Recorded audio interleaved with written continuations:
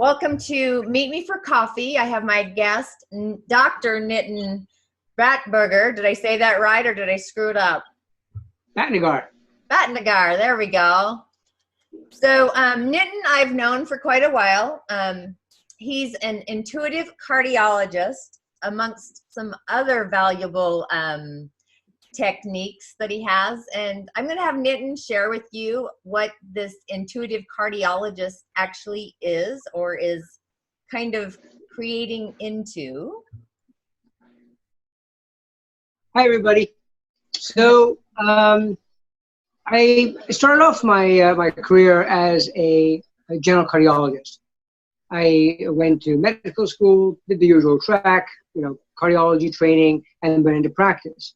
And over the course of time, having been in this now at least about 20 years, over the course of time, started changing the way I started practicing, simply because of the fact that I discovered that I was having more and more difficulty in trying to help patients achieve a higher level of understanding, as well as a higher level of healing. Because it was all great to be able to give patients pills, provide surgeries, but in the end, they would always keep coming back for just more pills and more surgeries. So over the last 15 years, I've been investigating other sources of healing, such as perception integration. I've met all sorts of various individuals, for example, Tanya, and as well as Cindy Dale. I've met shamans, I have met wizards, I have met alchemists, I've met very potent energy healers, and finally coming together, trying to understand what is the other side of healing. Because there are two sides of healing. And I was involved with the Western world for so long in the Western medicine field and had to understand what the other side had to offer. And in that process, I discovered so much about the mind, body, and spirit connection. And then I started dissecting that down into the mind, then the body, and then the spirit. And then the spirit part led me to energy medicine, energy healing. And my heart started telling me that that is what the path was in order to explore. However, my scientific mind kept saying, well, this is all hogwash. But I had to end up discovering now the science behind the hogwash to be able to make the connection. So, what's an intuitive cardiologist? It's a term I coined for myself as I bridge the world between the traditional medicine and the non-traditional medicine, bringing both modalities together, bringing science and the discover of what it is that we really can't explain. Some would say magic, but magic is simply that which we do not understand, or at least cannot explain with the words, but we all know it's there. So when I bring the two together, it provides healing. And in the end, what is healing? Healing essentially, in my opinion, is to being able to transcend your illness, and we'll talk about illness in a few moments, and be able to discover the beauty of who you truly are with an open heart. And so that's what pretty much led me on my quest for so many years, trying to understand what does it mean to have an open heart? What does that open heart be able to translate out into helping not only just patients, but clients, but in somebody, you with your own relationship with your family, your relationship with your coworkers, your relationship with your own profession. How do you then advance? And then finally, your own relationship with who you really are. So on your journey, what have you found? I'm sure like within yourself, your whole, I want to say your inner heart's obviously shifted to be aware of, say, your outer heart and the heart of your environment in a way as well. So what I discovered was there's so much that we know that is not true, and so much that we think is untrue, we actually know. And the more and more that I kept on learning, the more and more I tried to discover other avenues. In the last 10 years, 11 years, I've read close to 10,432 books in trying to uncover and explore every possible avenue which led me to some beautiful concepts, not just, the medicine and also understanding what is energy healing, but that then broadens out to now having to study quantum physics, quantum mathematics, understanding cosmology, and mythology, and history, and art, and the study of the ologies to be able to understand how all this comes together. How does all of human study come together in order to express that which is the human heart, which is the human emotion? Absolutely. So do you have a favorite book out of those thousands of books that you've been reading that really helped you shift? The very first book that I read that began my journey was The Law of the Spirit World by Khorshed Bhavnagri. It was a beautiful, mind-blowing book she wrote, and she channeled her sons who had passed away, and it was about her own story. And when she went into meditative state, she was able to then discover all the various parts of the spirit world, or at least whatever the parts of the spirit world that were are allowed in her to access. And that gave me the insight into, wait a minute, there's more to this whole process. And this was coming at a time when things were pretty low in my life. And so I was trying to understand more about the reasons as to why things were low. To which led me then finally to, working with more shamans and working with other folks. And then, I came upon the works of Dr. John Demartini. He's a human behavioral specialist. And then, his mentor, Paul Bragg. And then, going on and on. Then I bumped into Cindy Dale's work when I had a session with Cindy Dale. And then became, and that's how I met Tanya, through the whole Cindy Dale apprenticeship program. And that's just basically how it all spread. But I would say the single book that started off this most recent level of awakening and encountering would have been that book. But over the course of my lifetime, I've had different awakening periods, and having to study mythology, religion, and so on, was always brought me to that mystery that there was something else beyond whatever I was being exposed to, whatever I was being told to. So, just for me, because I have some clients who have, they're doctors as well, and they always describe me as everything she does goes against everything I've ever been trained or taught. So you're merging these two, which, years ago, my mantra was the bridge between beauty and wellness. So it's like this inner beauty and this outer beauty merging kind of a thing. So you're crossing the barrier between those two worlds. In my perspective, that's what I see. Right. It's interesting you say that. Is that, yes, I will tell you, I meet a lot of physicians daily and who do not understand what I do when it comes to this other aspect. They understand everything I do from a traditional medicine standpoint. So yes, Tanya, everything about energy medicine is against what they will say that they have been trained to, but it is not against what their heart believes. Right. Absolutely. Yeah, absolutely. But the problem is that they are not tapping in necessarily into their true heart space to understand that wisdom. And when we live in our minds, we live in our judgments. And when we live in our judgments, we see everything in a polarity. Everything has to be in comparison. And at the level of the senses, things are missing. At the level of the soul, nothing is missing. But in order to make that shift to understand the difference, you have to be able to break through all your infatuations and resentments and pride and shame, guilt and arrogance. You have to break through all these various judgments that we have, not only upon ourselves, but upon other people. Right. And that is when you break all these, you come into the state of unconditional love. And that's how you go into the state of grace and the state of gratitude. Absolutely. So, because I always see it as, I always ask people, honestly, do you love yourself and are you doing what your heart wants? Right.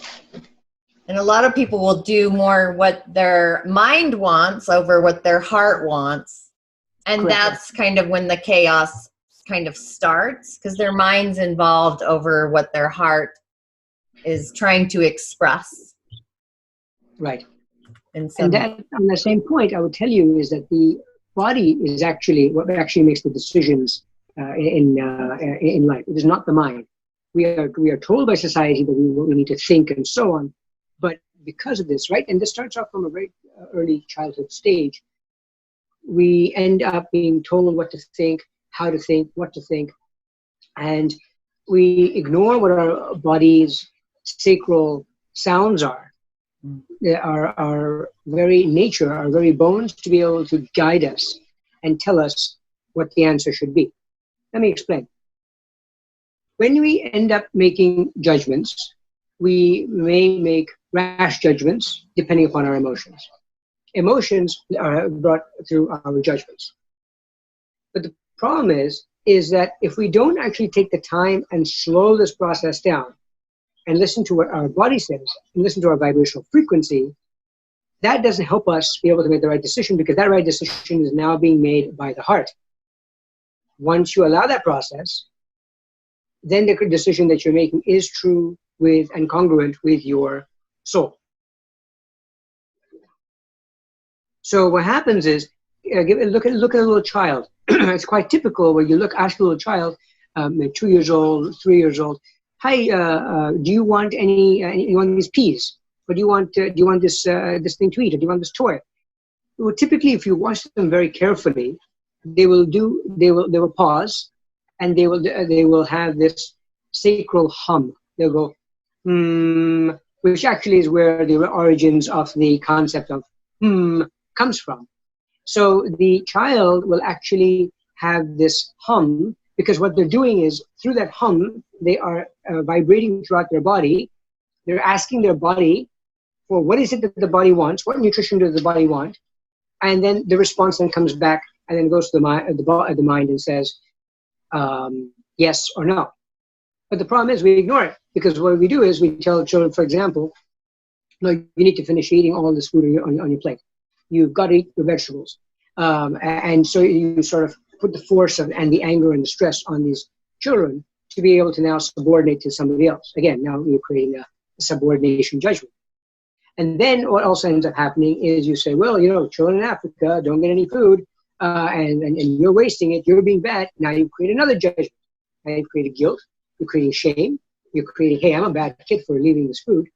But the problem is that the child doesn't actually ever get a chance to respond to their hum. Now that hum is what's actually going to tell them, "Hey, you know what?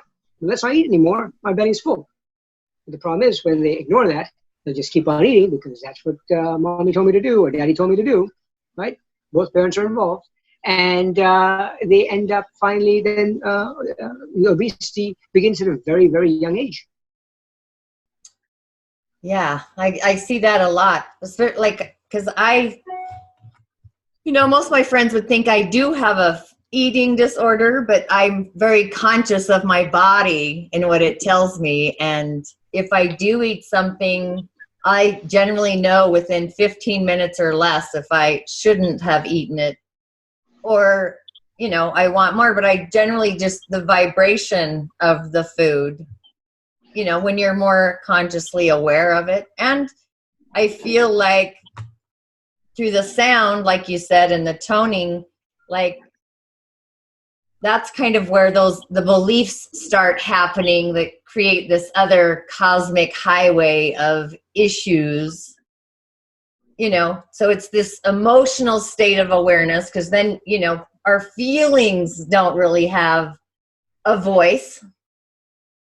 And then the food becomes kind of an unconscious voice to kind of suffocate the sound, possibly, along with the feeling that they're not listening to or letting it come out in a way. Very true.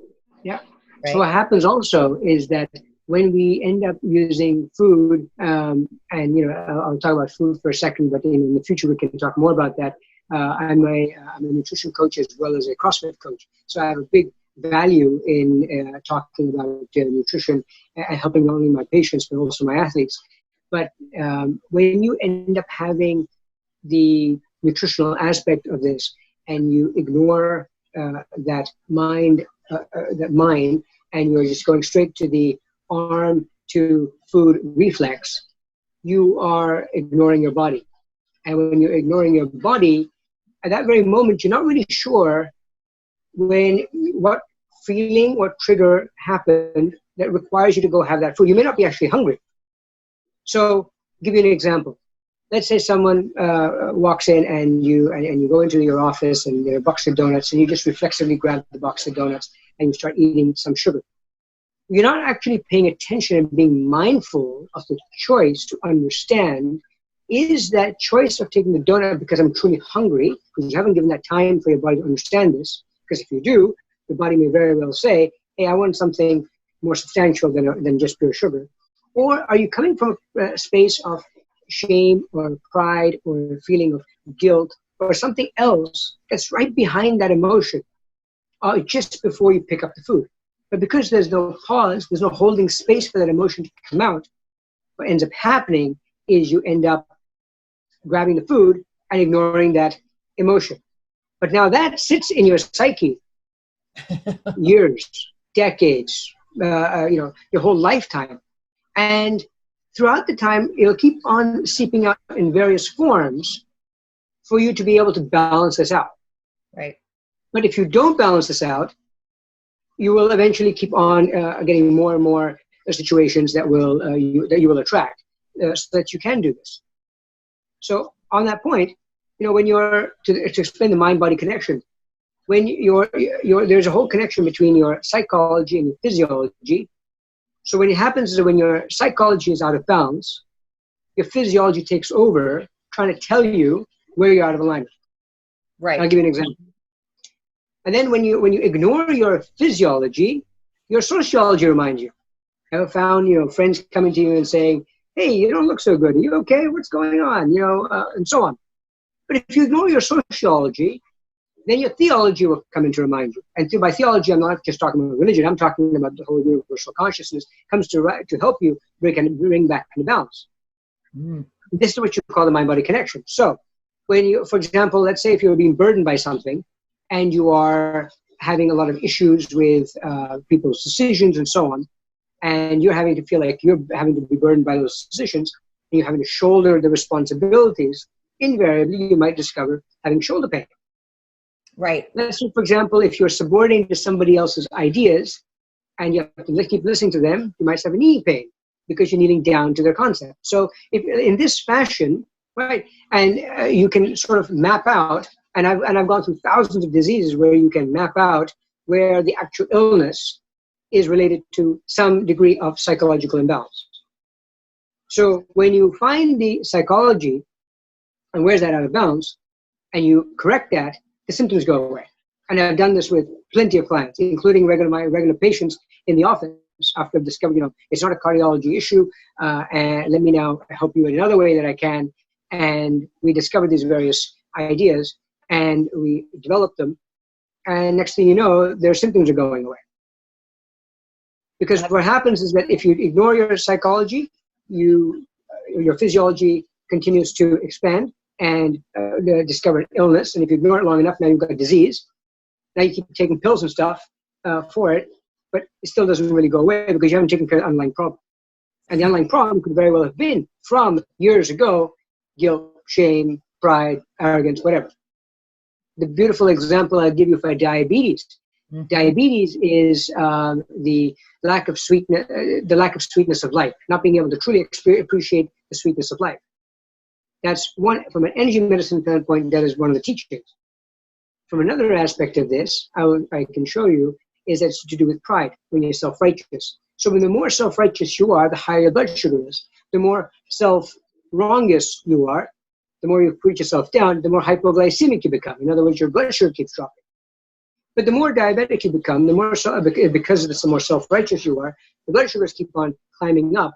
But the pride has started from somewhere, which is the shame, because they have to be a pair of opposites. Everything in the universe is a complementary opposite.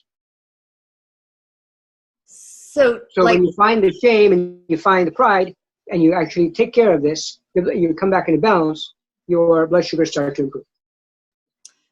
So I actually had a client, a friend of mine, where hers, like you said, through food, I got her eating healthier food and exercising more, and her numbers were just getting more healthier. Her entire being was shifting, and her her husband made a comment that he didn't like her new weight, so she went back to her old eating habits, and besides gaining back all the weight and her diabetes out of control. But my question is, like, some of this, do you feel like my sense is through our ancestors and past lives, there's something in another time space dimension to this kind of quandary that needs to be healed, maybe in this dimension? Yes. So I've explored that extensively as well.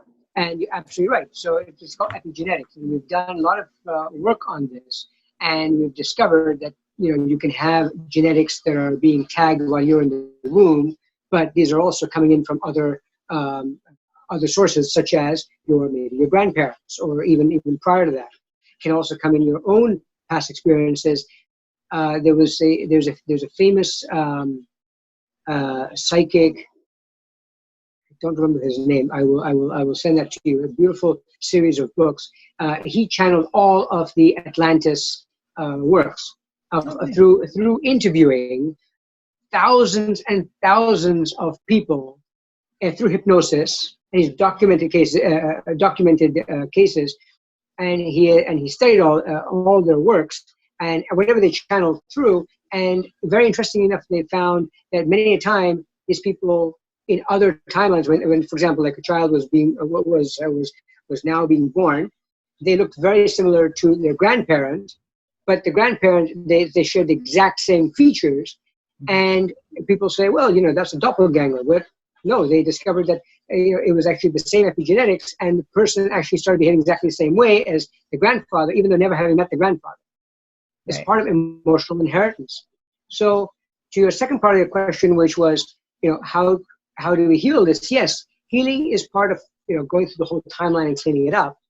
But if you find the trait in this lifetime, you can actually clean it up, and it cleans up that as well. Because it's a two-way street.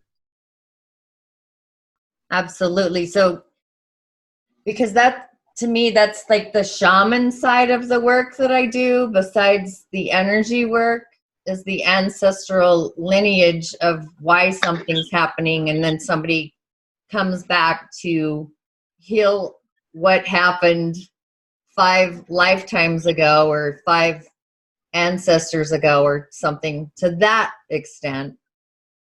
So yeah, I totally understand that aspect of it as well. And I think it's fascinating. I feel like there's finally a merging of these two worlds when it comes to healing the body and the person, between time and space, I guess is what I'm trying to say. So in the works, if you study all of the works of Einstein, which I've had the pleasure to do so, and he had talked about something called spooky action at a distance, which now we call quantum entanglement. Mm-hmm. So we've been able to understand this at the level of quantum physics, that even two particles not anywhere close to one another can still have an interaction. So so then the question is, why does the interaction even happen? What else is going on with each charge that can end up causing this? Now, as you expand this understanding, you look at everything in the universe and how everything in the universe is connected to us. And that is through quantum entanglement. So each of us is connected to a level of quantum entanglement. And that can lead to our judgments, our relationships, some hardships, some profitable relationships. It all just varies. But the problem is, when we are living through our minds and not through our open heart, and not opening our heart up to our true potential, we end up not living our lives, not living a fully empowered life. But we can now understand through physics about quantum entanglement. We understand now through energy medicine, something that they've understood for a long time. But in either fashion, when you are able to finally break through the judgments and come back to center, that's when you end up discovering unconditional love and opening up your heart. And that's what my journey as a cardiologist is, being able to understand the traditional concept as cardiologists, the pathology and so on, but seeing where all that pathology is showing where you are living an uninspired life. And being able to bring it all back to center and bring it back into the heart, and being able to speak from a space of gratitude and unconditional love. I couldn't agree more, actually. I speak a different language, but a similar tongue. Absolutely. Yep. Awesome. Is there anything else you'd like to share with my audience? Well, thank you very much for having me on your show. And in the future, if there are any particular topics that you'd be interested in discussing, please do let Tanya know. We were just actually discussing before the program about fasting. And I do a lot of intermittent fasting, and I recently completed a 12-day no food, only water fasting, and had some remarkable life experiences, as well as hormone transformations, all this blood work, sugar management, blood pressure control, all these various things that were these parameters that I kept on viewing to be able to understand more about continuous fasting, being able to push past it. And it was a remarkable experience. So we can talk about that more next time too. Absolutely. I look forward to that. I'm actually really excited because I do some fasting as well. And I was actually really curious on how many days you had gone. So that was awesome. Yes, 12 was the final day. When it was interesting is that when I think finally happened and I broke through all these various mindsets, my hunger wasn't there until that very moment when all these mindsets broke, and suddenly my hunger returned. And that's when the body was reminding me, okay, the healing process at this stage of our level is over, and now you can go back to eating. And it was a very distinct feeling of, okay, we're back. Absolutely. Ooh, I can't wait. We'll have to schedule that for sure. Sure. Absolutely. Okay, ladies and gentlemen, thanks for joining me for Meet Me for Coffee. You can get Nitin's information in my show notes. And if you have any questions or comments, please do not hesitate. And as always, thanks for joining me. Ashe.